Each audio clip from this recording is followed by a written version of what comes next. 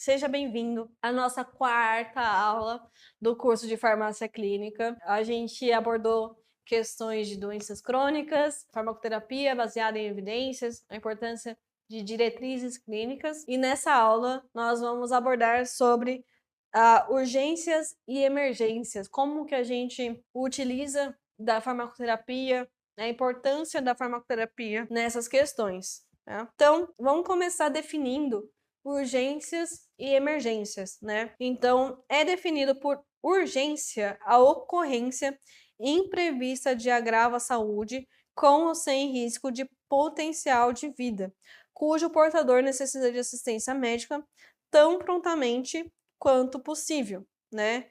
Então, é uma ocorrência que pode ser com ou sem risco potencial de vida e precisa de um atendimento, pronto atendimento. Tá? E o que é emergência, né? É a constatação médica de condições de agravo à saúde que impliquem em um risco iminente de morte, que deve ser diagnosticado e tratado nos primeiros momentos após sua constatação, tá? Então, quando a gente fala aí de urgências, né? O que a gente tá, do que a gente tá falando? Vômitos que não passam, então o paciente chega vomitando bastante, né?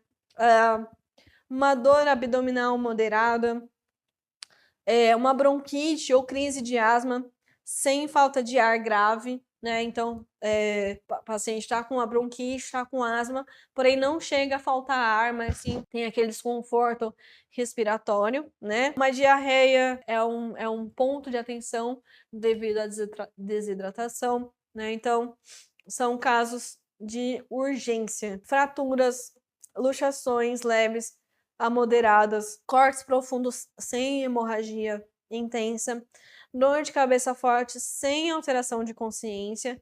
Isso é importante, tá? Porque caso tenha uma alteração de consciência, já seria uma urgência, tá? Estiramento ou dores nas articulações por trauma, tá? E os casos de emergência. Então, dor no peito moderada a alta, né? O que vem aí na mente, né? Infarto agudo do miocárdio, né? Então, é uma questão de emergência, é uma questão que precisa de uma ação mais rápida, né? Acidentes graves, então, incêndio, choque elétrico, queda, atropelamento, afogamento, ataques de animais, colisão no trânsito, entre outros, né? Perda de consciência, né? Remete ali àquela urgência. Quando tem a perda de consciência, é um caso de emergência. O que pode vir aqui na perda de consciência? Acidente vascular cerebral, né? O AVC, né? Então, tá relacionado à emergência. Reação alérgica grave, anafilaxia, quando há falta de ar, inchaço, formigamento, urticária, dor abdominal, náusea e vômito, né? Quando a reação alérgica é grave, ela é considerada uma emergência. Aqui, uma parada cardíaca, uma queda de pressão arterial importante, então, quando tá aqui associado a um desmaio, certo? Falta de ar grave, né? Também lembra um pouquinho da urgência na questão da asma, né? Uma questão assim, só que sem falta de ar na urgência e na emergência com falta de ar grave. Pancada na cabeça com perda de consciência ou sangramento, né? Aqui tá associado aqui com traumas, né? Trauma na cabeça, trauma com perda de sangue importante, né? Então, isso tudo é uma questão de emergência. Então, na urgência e na emergência é muito comum o uso de medicamentos, né? Eles apresentam importância por conta para restabelecer o quadro daquele paciente, né? Então, a dispensação dos medicamentos está totalmente relacionada à segurança no uso do medicamento na urgência e emergência, uma vez que devem ser tratadas estratégias para a redução de erros de prescrição. Então, é uma questão muito delicada, porque se a gente, se tem algum erro ali, por exemplo, o médico prescreve, o médico fala que precisa de noradrenalina. E é uma prescrição oral, a gente tem também um curso de farmácia hospitalar que a gente fala sobre esse tipo de prescrição e o como é mais seguro que o paciente tenha a prescrição pelo computador ou uma prescrição escrita ao invés de falada. Porém, na urgência e na emergência, muitas vezes não vai ter o tempo de fazer isso, né? Então, se o médico fala, eu preciso de uma noradrenalina, se a enfermeira, se outra pessoa entende só a adrenalina, vai ter um erro ali de utilização do medicamento, né? Até um erro de prescrição. Então, por isso que também a gente abordou na aula anterior sobre protocolos e diretrizes, é importante que numa situação de urgência e emergência não tenha tanta discussão em relação ao medicamento que vai ser utilizado ou a forma que vai ser utilizado, curativo, o equipo que vai ser utilizado, porque tudo isso deve estar bem constituído para que na hora da emergência seja só uma execução. Tem ali o plano, né, e é só a execução do plano. No futebol americano, né, é interessante que tem um jogador que eles têm uma lista de jogadas, e essa lista de jogadas fica no braço, né, fica protegida ali por tipo uma luva, né, e aí ele vai seguir o passo a passo. Ele vai falar, jogada 2.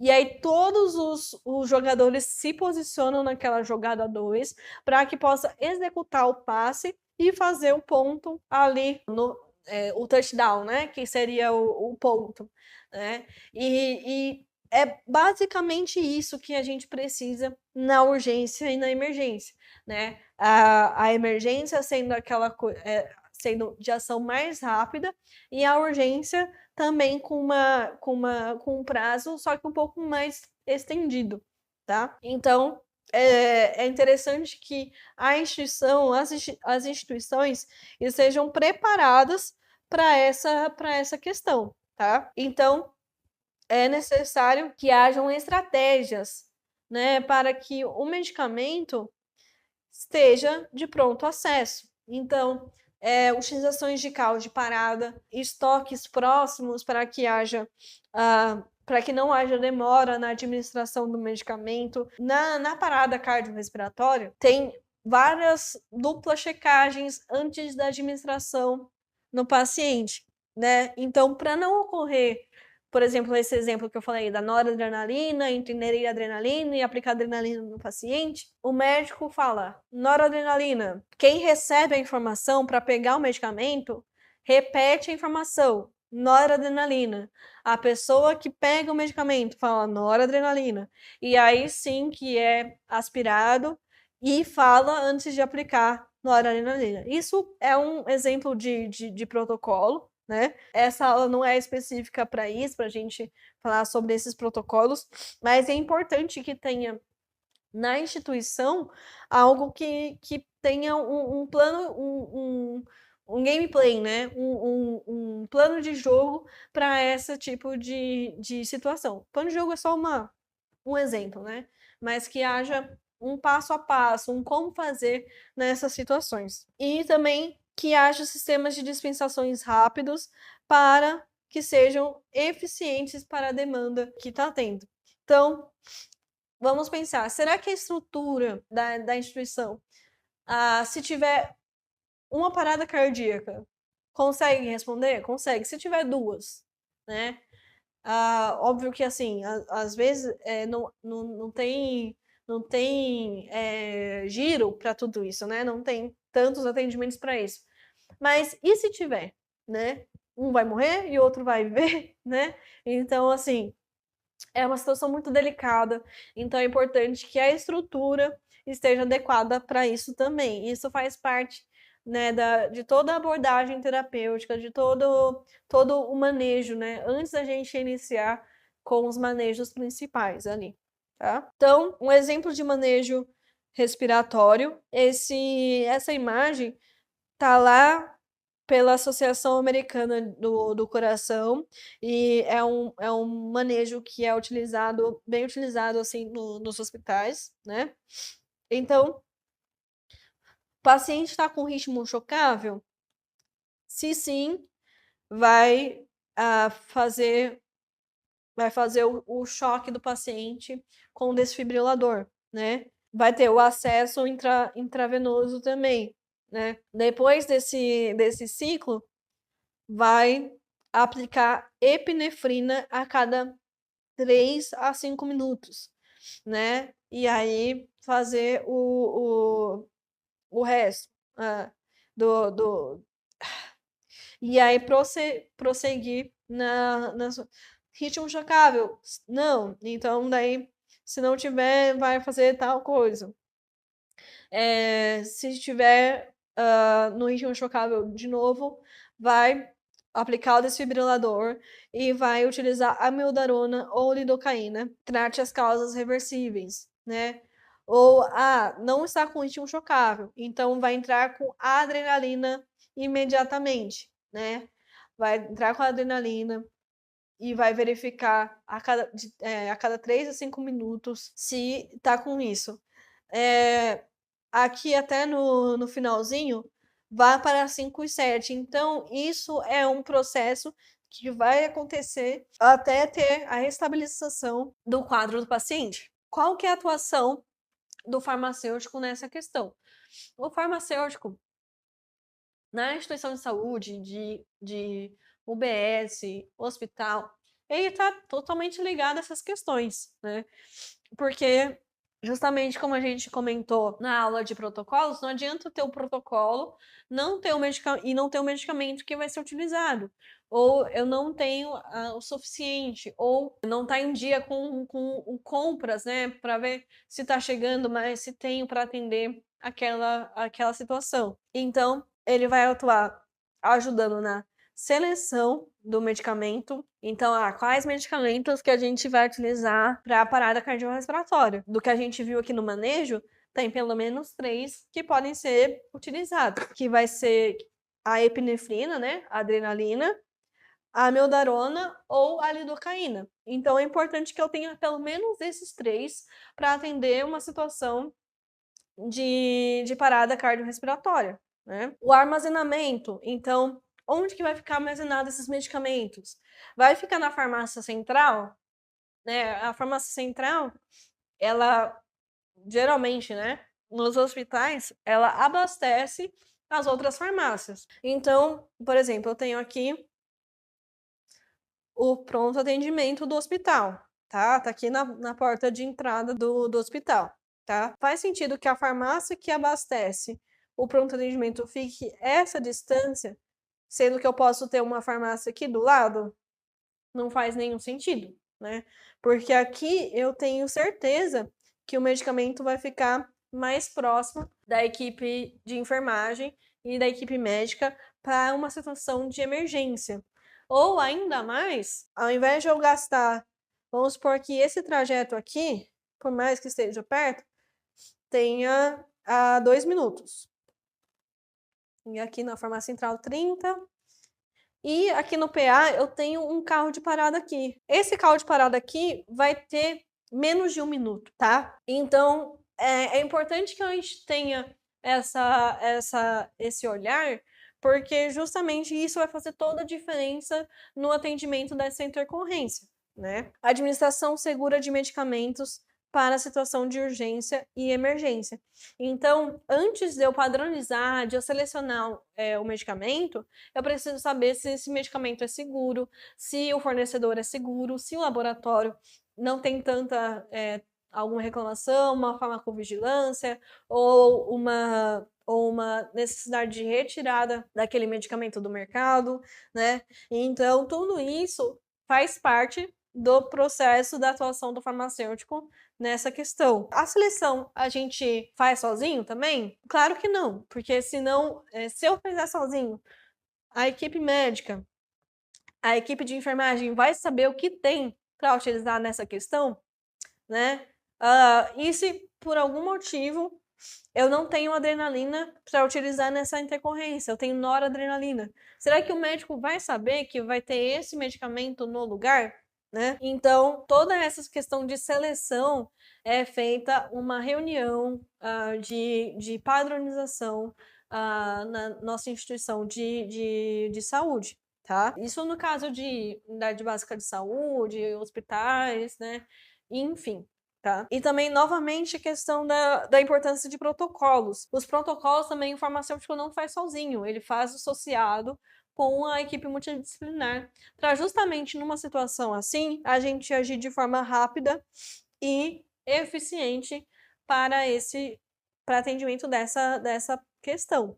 Tá? Então, quais são as classes dos medicamentos mais utilizados nas emergências clínicas, tá? O uso de sedativos e anestésicos, analgésicos e opioides, drogas vasoativas ou vasopressoras, né?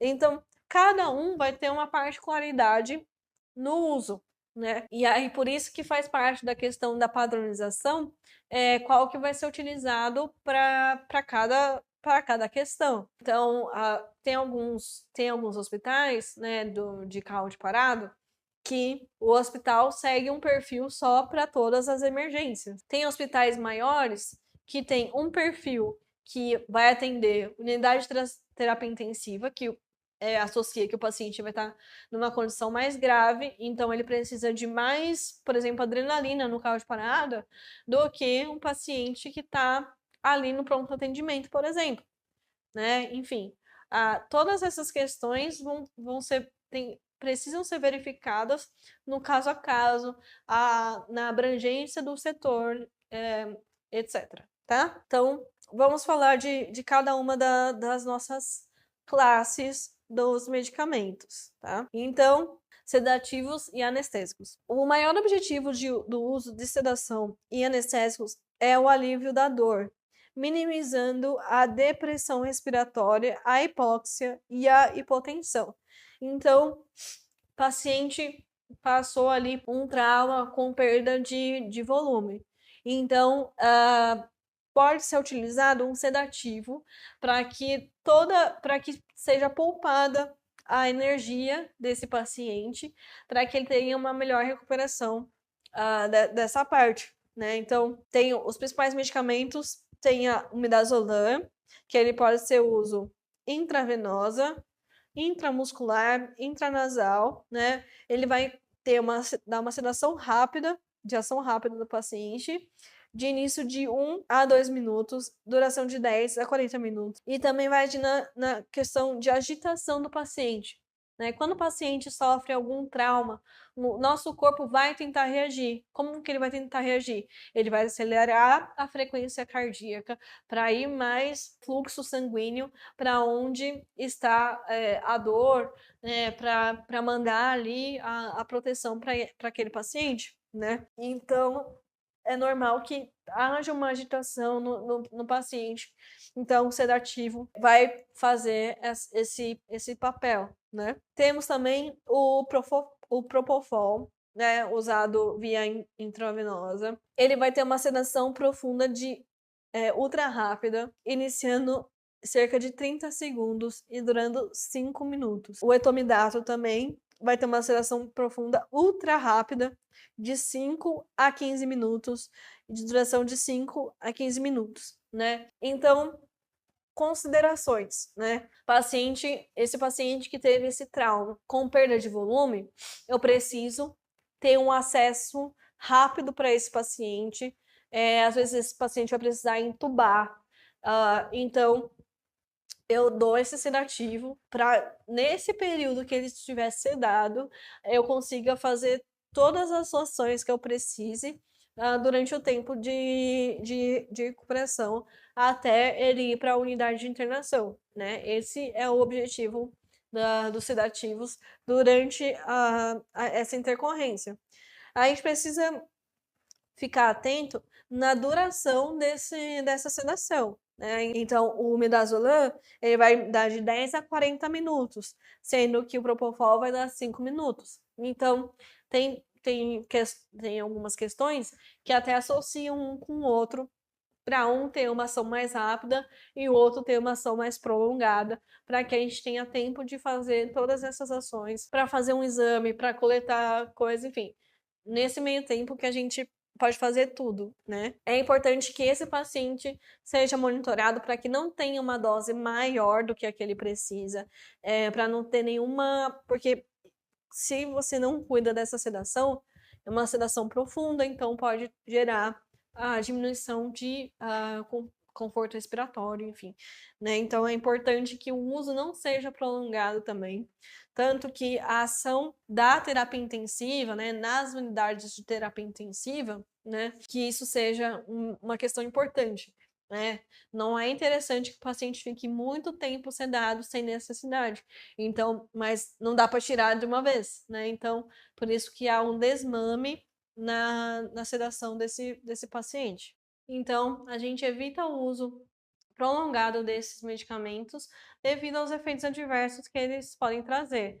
O Propofol, por exemplo, ele pode estender a diminuição da pressão arterial e dos batimentos cardíacos, dor de cabeça, náusea e vômitos, né? Isso tudo pode estar associado a essa sedação.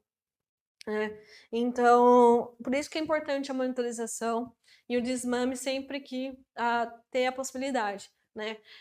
Nessa questão do desmame, é verificada também a questão de oxigenação, se o paciente está conseguindo ventilar sozinho, se ele está fazendo uso de máscara de oxigênio, né? Enfim, todas essas questões que precisam de bastante atenção no uso na terapia intensiva. O uso de analgésicos e opioides, né? Os agentes opioides com potencial analgésico para alívio da dor aguda e intensa compõem a primeira linha de manejo de emergência, né? Esses agentes já têm eficácia e segurança quanto ao uso em curto prazo para dependência e toxicidade. Então, também é uma linha que a gente precisa ter bastante atenção, porque a gente não pode ser utilizado por muito tempo devido a risco de vício por parte do paciente, né? Os principais medicamentos são a morfina, né? Então, a morfina é frequentemente a primeira escolha para analgesia de dor aguda no pronto-socorro. Ela vai ter um pico de ação em 15 a 20 minutos, né? E duração de 3 a 4 horas. E a dose inicial aí precisa ser ajustada conforme a resposta do paciente, né? Então, a morfina é bem comum aí, né? Bastante conhecida, mas também ela é um medicamento opioide, então não é interessante que ela seja utilizada de forma prolongada. Em caso de dor crônica, né? A gente está falando de um uso no pronto-socorro. Na dor crônica, primeiro que ela não vai ser administrada via intravenosa e sim por comprimido, e aí vai ter aquela diminuição, né, na absorção, né, na distribuição desse medicamento no organismo. Então, de repente, na questão ambulatorial, pode até ser uma alternativa, né? Ou até outros, dependendo da resposta do paciente àquele uso daquele medicamento. A fentanila, né? A fentanila também é um opioide bem utilizado, né? O fentanil é um opioide altamente lipofílico, analgesia rápida de 1 a 2 minutos após infusão EV, duração de 30 a 60 minutos. E para que ele é utilizado? Paciente com dor aguda e necessidade de exames repetidos, especialmente aqueles com doença pulmonar associados a broncoespasmo, né? Então, paciente está lá, tá no pronto atendimento, tá com uma situação bem grave, né? E precisa fazer vários exames. E aí, uma alternativa seria a fentanila, né? Deve ser administrado com cautela, pois doses altas podem causar rigidez muscular, sendo tratado com bloqueio neuromuscular ou naloxona. Lembra que a gente falou sobre a naloxona? Na primeira aula, né, a gente falou sobre a ação antagonista dela no lugar dos receptores opioides, né? Então, justamente quando há um excesso, né, para evitar essa rigidez muscular, pode ser associada aí a naloxona para tirar, para eliminar esse opioide que está aí, a fentanila, tá? E também a importância, mais uma vez, aí da equipe multidisciplinar para evitar a rigidez muscular. Tem sido feito, né, tem sido comum a fisioterapia durante a internação também. Então, essas foram os analgésicos e opioides. Nós estamos indo agora para as drogas vasoativas ou vasopressoras, né? Então, o que são essas drogas, né? O termo droga vasoativa é atribuído às substâncias que apresentam efeitos vasculares periféricos, pulmonares ou cardíacos, sejam eles diretos ou indiretos, atuando em pequenas doses e com respostas dose-dependente de efeito rápido e curto, por meio de receptores adrenérgicos localizados no endotélio vascular. Então, receptores alfa 1, alfa 2, beta 1, beta 2, tá? Basicamente. Então, são drogas que vão mimetizar, né, imitar aí o efeito da adrenalina. Então, o paciente está com parada cardiorrespiratória, vai utilizar adrenalina. Por quê? Porque a adrenalina vai aumentar a frequência cardíaca desse paciente para não deixar que ele tenha uma parada cardíaca, certo? Vai atuar em pequenas doses e com resposta dose dependente, dependendo do uso. Então, também, assim como os outros, não é um uso prolongado, né? Quando o paciente está numa situação de parada cardíaca, é introduzida adrenalina, mas também é importante que ela seja desmamada para que haja um outro tipo de tratamento sem ser intravenoso. A gente chama isso de escalonar tratamento, ou seja, a gente vai tirar ele do medicamento intravenoso para o de uso oral. Esse é sempre o objetivo da recuperação do paciente, né? Assim, no caso, ele precisar utilizar o medicamento contínuo, né? Então, ele não vai usar a adrenalina em casa, né? Ele vai usar algum que seja correspondente à ação que ele vai precisar ter para melhorar a insuficiência cardíaca dele. Então, se ele usa a adrenalina no hospital, ele pode utilizar um medicamento que vai bloquear, que vai melhorar essa questão. Então, o propanolol, que ele vai ser antagonista ali, tá? Em vez de se ligar à adrenalina, ele vai ligar para evitar que tenha batimentos cardíacos acelerados, né? Enfim, ou também um bloqueador de receptor, né, angiotensina aldosterona, né, tudo isso também faz parte do tratamento desse paciente, né, que ele saia do medicamento endovenoso para o de uso oral para que ele tenha condições de alta, né, do hospital, pelo menos da unidade de internação intensiva, né. Então, vamos passar ali por alguns exemplos, né, de drogas vasoativas. Então, temos aqui a dopamina. A dopamina é indicada para estados de baixo débito com volemia controlada ou aumentada, além de ser útil em situações de oligúria persistente, com parâmetros hemodinâmicos estáveis. Também é usada em choques com resistência periférica diminuída. Então, ela vai ter ação quando o paciente está em baixo débito cardíaco ali, né? Então, é importante, é interessante que esse medicamento também esteja no CAU de parada, no carrinho de parada, no carrinho de emergência, né? Para que possa ter uma ação ali, juntamente com outros medicamentos associados, para que tenha uma ação ideal naquele paciente. A noradrenalina aqui, ó. Vamos lá. Ela é principalmente usada em choque séptico para elevar a pressão arterial em pacientes hipotensos que não responderam à ressuscitação por volume. Também é utilizada em ressuscitação cardiopulmonar como vasoconstritor. Então, nessas situações, também é utilizada a noradrenalina também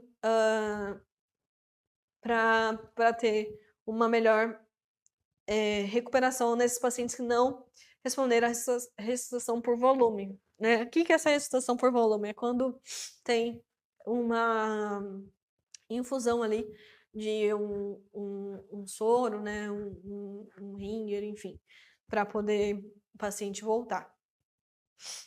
Temos também a adrenalina. A gente falou um pouquinho, né, no manejo, no exemplo, mas vamos retomar aqui. A adrenalina é indicada em choques circulatórios que não respondem a outras catecolaminas, né? Então, outros medicamentos dessa ação, especialmente no choque cardiogênico. Também é eficaz no tratamento de broncoespasmos severos, anafilaxia e manobras de RCP, parada cardiorrespiratória, tá? Então, o paciente chegou com anafilaxia, com aquela reação alérgica grave, a adrenalina também pode ser utilizada e também em parada cardiorrespiratória, tá? A dobutamina também está aqui, é usada para melhorar a função ventricular e desempenho cardíaco em caso de disfunção ventricular, como choque cardiogênico e insuficiência cardíaca congestiva, a ICC. Causa leve queda da pressão arterial e aumento da velocidade de condução atrioventricular, sendo limitado em casos de flutter ou fibrilação atrial. Então, se o paciente já tem um histórico de disfunção cardíaca, fibrilação arterial, né? Então, não é interessante que seja utilizado esse medicamento, e sim os outros, né? A dopamina, a noradrenalina, adrenalina, tá? Então, esses foram as classes dos medicamentos, né? Agora a gente vai passar um pouco pelos protocolos de manejo de emergências clínicas. Então, a gente vai falar sobre as principais, né? Seria a crise hipertensiva, a dor torácica e síndrome coronariana aguda, e sepse e choque séptico, tá? Então, o que é a crise hipertensiva, né? Será que é quando eu tô com a pressão alterada? Enfim, basicamente isso. Mas, segundo a 7ª diretriz brasileira, a crise hipertensiva é definida como uma elevação da pressão arterial acima de 120 milímetros de mercúrio, né? Esse evento pode ser dividido em 3 outros, né? A crise hipertensiva pode vir da urgência, da emergência e uma pseudocrise hipertensiva. Essa pseudocrise hipertensiva, ela é aquela associada ao jaleco branco, né? Então, às vezes, a paciente tem uma alteração na pressão, né? Uma crise hipertensiva, mas quando é afastado da pessoa com jaleco branco, ela diminui, né? Ou pode estar associada a uma urgência ou a uma emergência, tá? A gente vai falar mais aí sobre a emergência, né? Então, na emergência hipertensiva, deve-se iniciar imediatamente o tratamento com agentes antihipertensivos parenterais, né? Então, parenterais, uso intravenoso. A gente viu lá na primeira aula sobre a questão da absorção, né? Então, se a paciente está com uma crise hipertensiva na emergência, né? Então, eu preciso que esse medicamento chegue mais rápido no plasma dessa paciente, né? Então, eu preciso de uma redução, uma redução dessa pressão, né? E aí, ela vai ser reduzida gradualmente devido ao risco de hipoperfusão de órgãos vitais. Então, na emergência hipertensiva, a gente utiliza medicamentos via endovenosa. Na urgência hipertensiva, que é aquela que não é tão grave, né? Não tem risco iminente à saúde, risco iminente de morte, então pode ser utilizado o medicamento via oral, sublingual, né? Para ter um efeito que seja também gradual. Vamos falar sobre alguns medicamentos que são utilizados na emergência hipertensiva, tá? Então, na emergência hipertensiva, é necessário que haja uma rápida redução, por isso que é feita endovenosa, como a gente comentou agora há pouco, e alguns medicamentos aqui que a gente colocou que é de uma diretriz, tá? Então, tem o medicamento nitroprusiato, que ele é um vasodilatador direto arterial, tá? A dose dele é de 0,3 microgramas por quilo por minuto. Ele vai reduzir pré e pós-carga. E aí, antes de utilizar o nitroprusiato, vai utilizar um beta-bloqueador, tá? O beta-bloqueador pode ser esse aqui, o metoprolol, o propanolol, o esmolol, né? E, enfim, outro medicamento que pode ser utilizado é a nitroglicerina. Ele é um vasodilatador direto, utiliza de 5 a 10 microgramas por minuto e tem a vantagem do nitroprusiato da nitroglicerina é o tempo de ação. O nitroprusiato, ele vai agir em menos de 1 minuto. O início de ação da nitroglicerina vai ser de 2 a 5 minutos, né? Ele vai reduzir a pré-carga, mas ele não é tão eficaz quanto o nitroprusiato para reduzir a pressão arterial. Porém, dependendo do caso, você não quer que reduza tanto, né? Então, pode ser utilizado como opção aí, dependendo da questão do paciente. Os beta-bloqueadores, né? Então, o metoprolol, o propanolol, o esmolol, tá? Tanto o metoprolol quanto o propanolol vão agir de 5 a 10 minutos, né? Vai utilizar no paciente com síndrome de coronária aguda e dissecção da aorta. E o esmolol, ele vai agir mais rápido, de 1 a 2 minutos. Ele vai ter uma ação, só que ele tem uma ação ultra curta, né? Então, ele é muito útil em dissecção de aorta e emergências neurológicas. Então, para um acidente aí vascular cerebral, né? Enfim, dá para ser utilizado também, tá? Esses são alguns medicamentos, algumas propriedades que eles podem serem utilizados, tá? Na dor torácica e síndrome coronariana aguda, né? É importante que tenha uma classificação de risco desse paciente, né? Pacientes que se apresentam com queixa de dor torácica devem ser submetidos a uma triagem imediata para avaliação do risco cardiovascular. Foi aquilo que eu comentei no início. É necessário que haja para que esse paciente que seja com essa dor torácica, que pode ser remetida a uma síndrome coronariana aguda, não faz sentido que ele espere mais de 1 hora, né? Então, o atendimento dele deve ser imediato, deve ser uma triagem imediata, o paciente deve ser submetido a eletrocardiograma urgentemente para poder ser avaliado o risco de cardiovascular dele, né?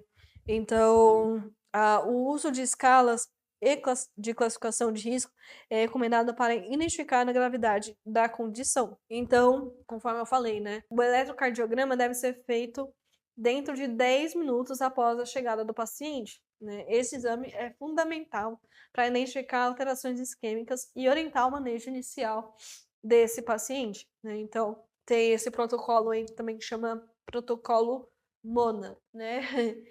Ele tem a morfina, o oxigênio, o nitrato e o AS também. Aqui a gente tem isso aqui foi do protocolo que é do estado de São Paulo, né? E ele coloca dessa forma aqui também, tá? Então, é importante que o paciente esteja com a saturação boa. Então, é necessário identificar isso para que veja a necessidade da máscara de O2, né? Então, 4 litros por minuto, no máximo, né, para manter o paciente com saturação boa. A administração de AS de 160 a 325 miligramas via oral e nitratos 5 miligramas sublingual a cada 5 minutos, até 15 miligramas, ou nitroglicerina IV, que também a gente já falou dela ali no outro protocolo, né?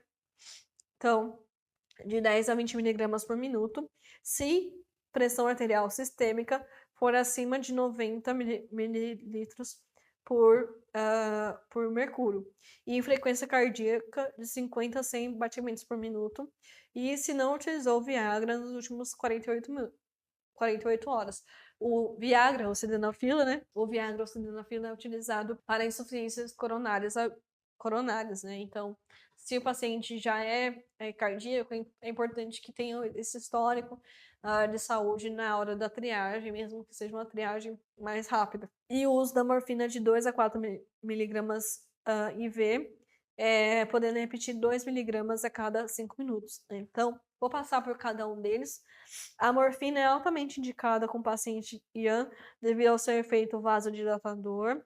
Ele vai reduzir a resistência vascular periférica pré e pós-carga do ventrículo esquerdo. E, além disso, ele tem efeito analgésico no sistema nervoso central e vai diminuir a dor desse paciente e a ansiedade. Aqui, a questão do oxigênio, né? Vai administrar oxigênio suplementar se a saturação do paciente estiver abaixo de 90% ou se houver sinais de hipoxemia. Então, vai sempre administrar oxigênio? Não, só se o paciente estiver com a saturação baixa, tá?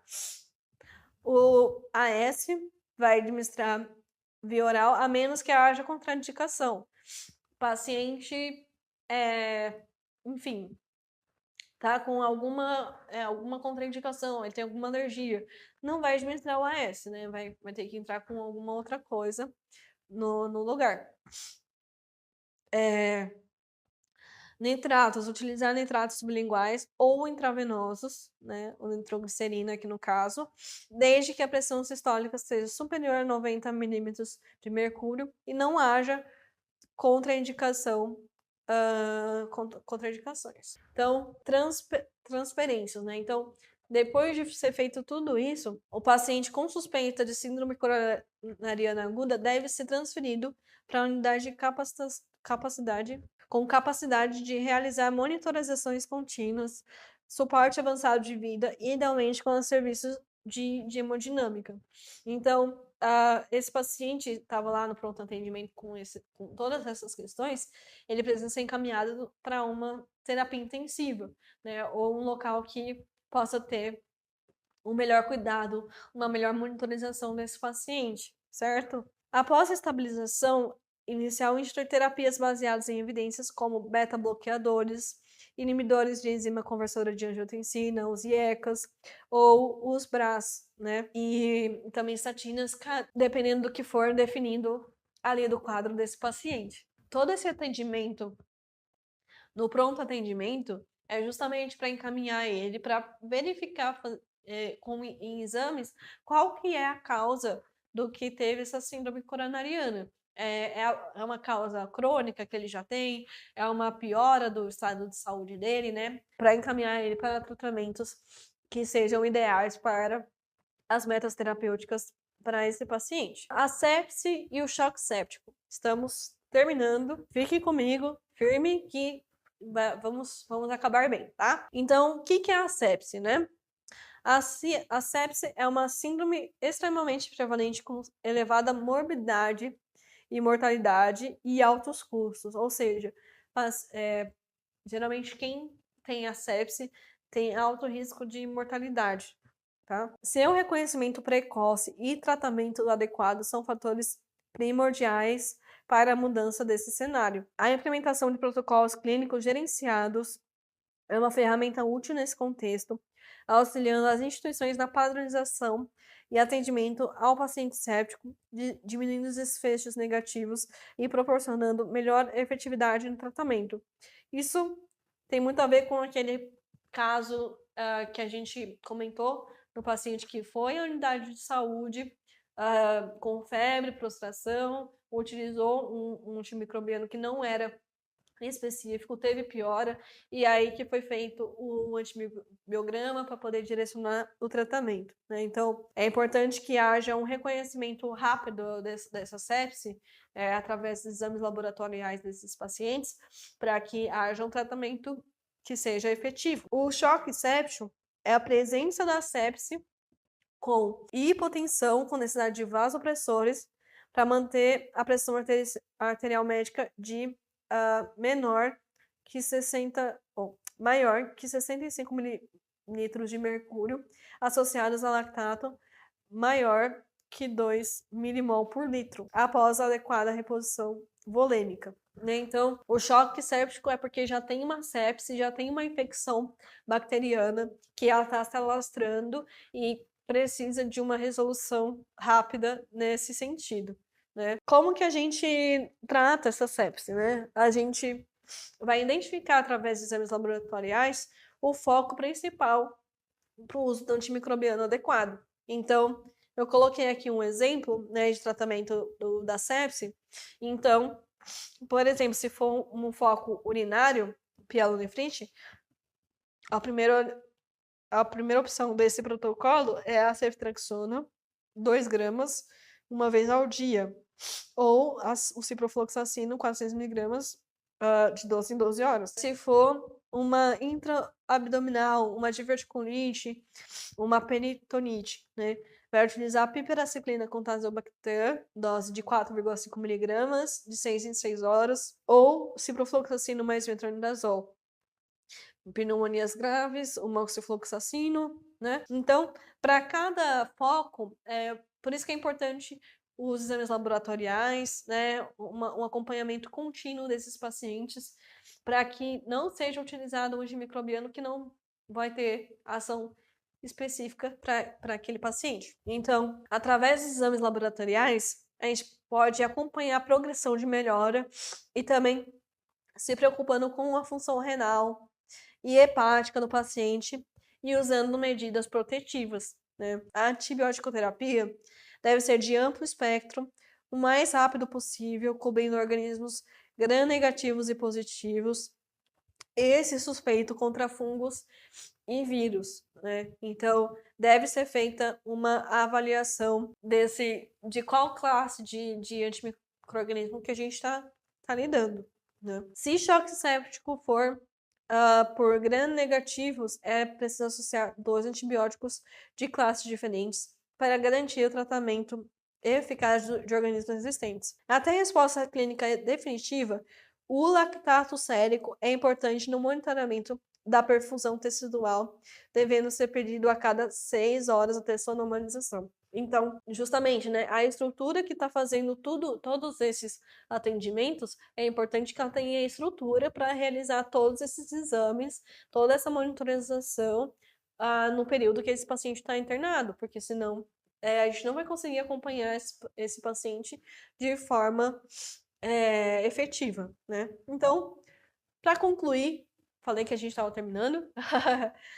Para concluir, as urgências e emergências, a gente deve ter um olhar para restabelecer a saúde desse paciente.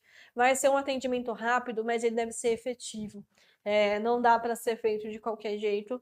E o cuidado que a gente faz nesse paciente, seja no cuidado da enfermagem, na colocação de um catéter, não pode ser infeccionado, tem que ser feito de maneira estéril, tem que ser feito a prescrição desse paciente de forma que seja monitorado e não seja feito a longo prazo os medicamentos, que haja um desmame correto, né, que haja tudo conforme protocolos institucionais para que haja uma melhora no quadro total do paciente. E tendo essa recuperação para que ele seja acompanhado de forma ambulatorial depois, certo? Então, a importância do estabelecimento de saúde é ter uma ação rápida e eficiente no caso de urgência e emergência. Então, finalizamos por aqui a aula 4 sobre abordagem terapêutica na urgência e na emergência. E espero que tenha dado para entender um pouco sobre essas questões.